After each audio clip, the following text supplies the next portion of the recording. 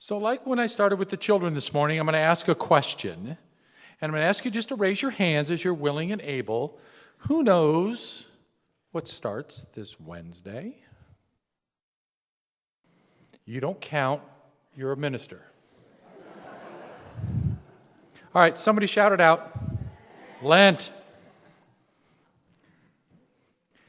And now let's be honest with ourselves. Who really knows what Lent is all about? Or think you know what Lent is all about? Anybody? Yeah, maybe, okay. So for those of you who might maybe possibly know or are not quite sure, or frankly don't have any idea what Lent is, here is the definitive answer, and I quote from dictionary.com on the internet.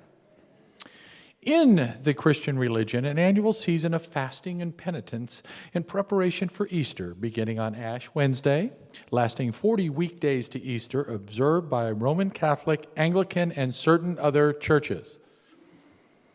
If you notice, there was no reference to UUs. But I decided to look a little deeper. And I also found that the origin of Lent comes before the year 1000. It's Middle English, Lente. Old English, Lengten, Lengten spring, Lent, literally lengthening of daylight hours. And it's cognate with Dutch Lente, German Lents, spring. Well, that second origin statement, at least to me, rings a little UU, right? I mean, it's there. But the first one, the Christian one, is the one I'm actually wanting to draw your attention to today. I think there are probably a lot of us in this room who remember Lenten rituals. No meat, only fish on Fridays, fasting.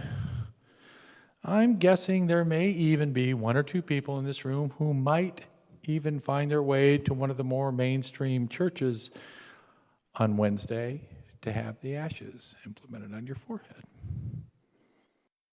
But for many of us, most of us, especially as children, it meant giving up something we loved for 6 weeks until Easter. I know in my family and several others, it was chocolate. No Hershey's or Milky Ways until Easter Sunday, when that solid chocolate bunny would appear amongst the nest of plastic grass and chocolate eggs, and having not been allowed to eat it for 6 weeks would make it taste that much better. I don't know about you, but I always ate the ears first. And I know some folks who give up coffee. Beware interacting with them before noon. But it was that giving up, that sacrifice that was driven into us. We needed to give up something in order to make Lent and actually Easter matter. My grandfather was a very devout man. He truly lived his faith until the day he died. He cared for those less fortunate. He prayed and was devoted to the Episcopal Church. And every year at Lent, for the 40-some years that I was blessed to have him in my life, he publicly, to all of the children and grandchildren, gave up rutabagas and parsnips for Lent.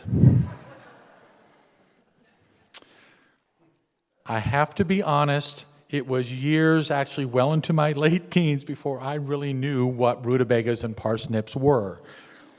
They certainly weren't on my radar, and certainly not something that I would equate with sacrifice. So what really is Lent about?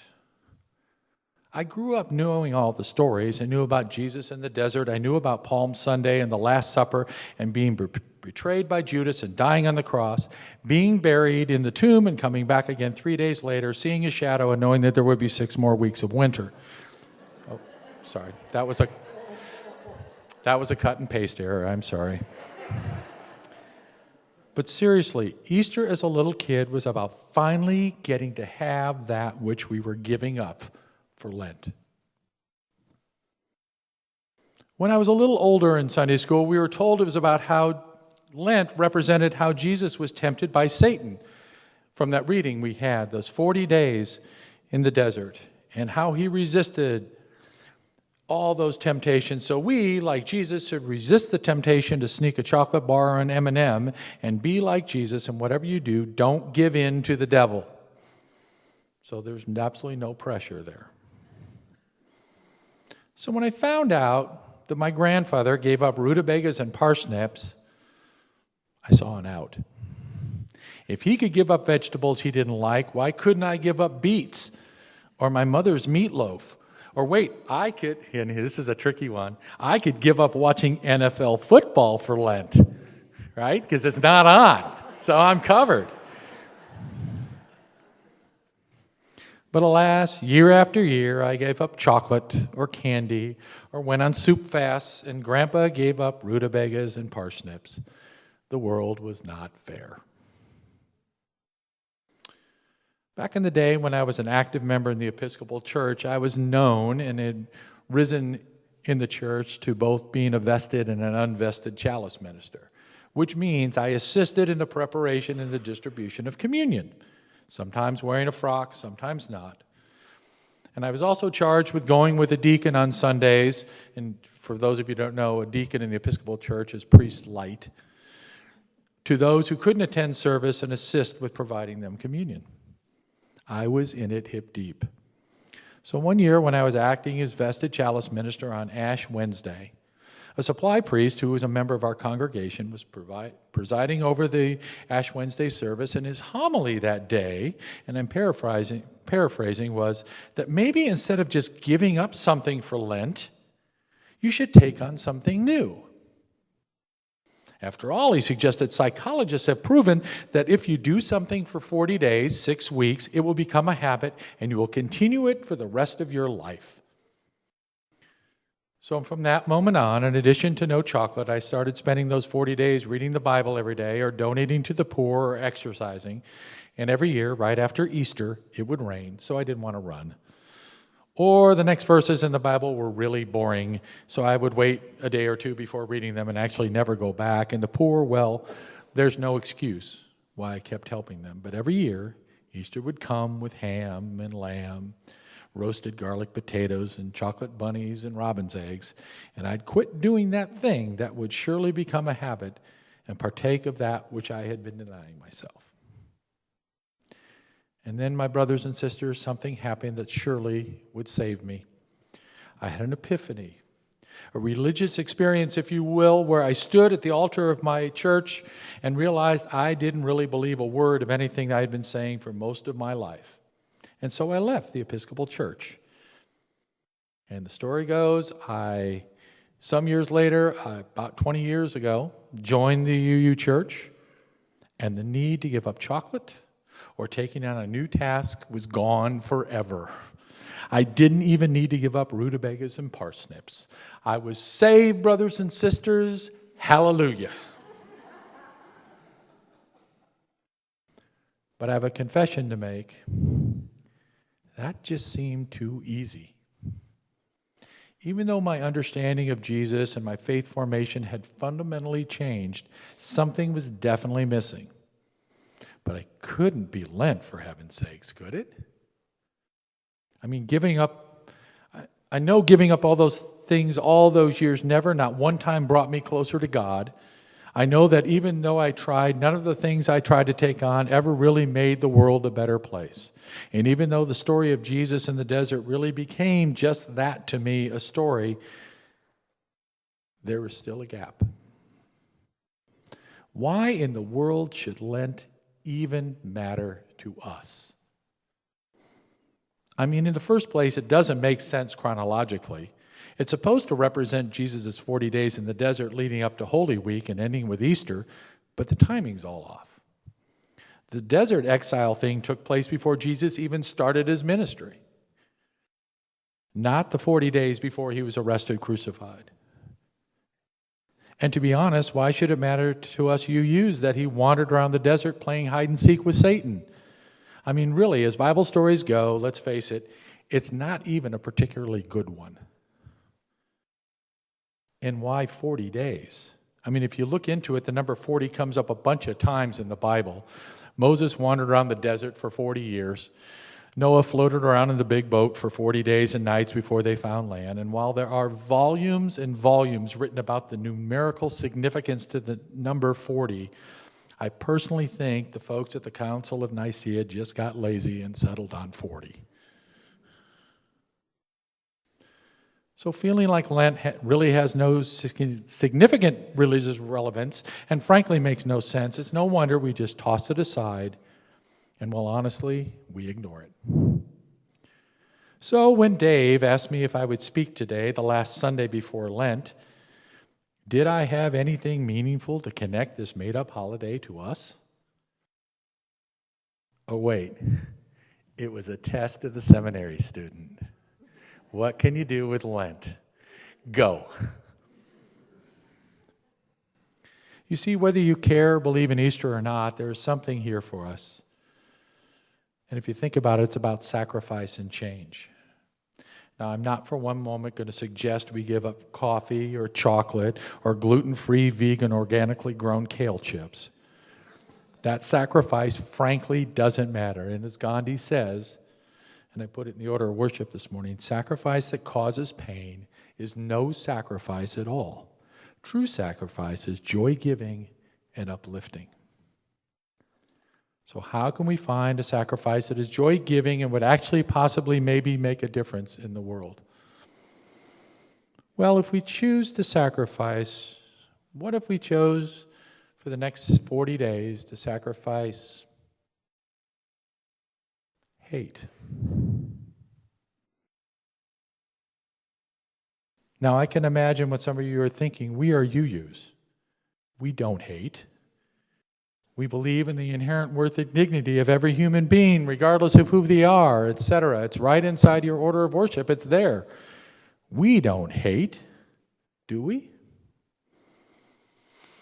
When I first got to Meadville last August to start my journey in seminary for orientation, we were asked what we thought our roles would be as religious leaders. Okay. And then we had to stand up and tell everybody what that was. Well, my answer was, and I know you're dying to hear it, was I see my role as a mirror to my congregation, to hold it up and help us see ourselves for who we really are. And it's a special mirror because not only will you see your individual reflection when it's held up, but we'll see the reflection of the entire congregation. So my friends, I ask you, if we honestly look in that mirror, as I am right now too, you just know that we can and do hate. There are some of us who might feel hate for those who sit on the other side of the political aisle from us. Hate for those who make policies restricting, for example, the reproductive rights of women in the name of pro-life, while ignoring the health care of those who have debilitating diseases and whose lives are being adversely affected by bad policy in this and other states. Or what about hate for those who will badmouth a person whose gender identification may not be something they understand? Hate for those who live in poverty and whose skin color may not be ours. Hate for those who spew their own hateful speech in the name of God and Jesus. That's my biggest one. Can you see it? Can you feel it? So knowing it's there, is it something you can put aside for the next 40 days? If the answer is yes, what might it look like? Well, are you willing to stop sitting idling by when you hear someone making a so-called joke that specifically pokes fun at a person or group? And then rather than making a spectacle of the joke and the one who told it, speak privately and most importantly, listen to that person so they understand why it's hurtful and not appropriate, but you understand where they're coming from when they told that story. Hear their story. Are you willing to say something when someone disparages a member of the LGBTQ community and respond in a way that is loving and instructional rather than in anger? Are you willing to explain to someone who goes off on those who are undocumented in this country with statements of truth, remembering that that person who is making those comments is just parroting what they have heard by those they have chosen to trust? What are you willing to do? We have the opportunity over the next 40 days and the 40 days after that and the 40 days after that to actually live what we hold as our values, our principles, our mission, to nurture our spirit, to strive for justice and to transform the world. What is it you are willing to do? You have a choice this Lenten season, a choice to make a change in how you interact with the world and those who think differently than you. A choice to make a difference for those who are being discriminated against and or marginalized by those who would keep them down out of pure ignorance. A choice to stand with those who stand against. You have a choice. We have a choice. Or you can just give up Rutabagas and Parsnips.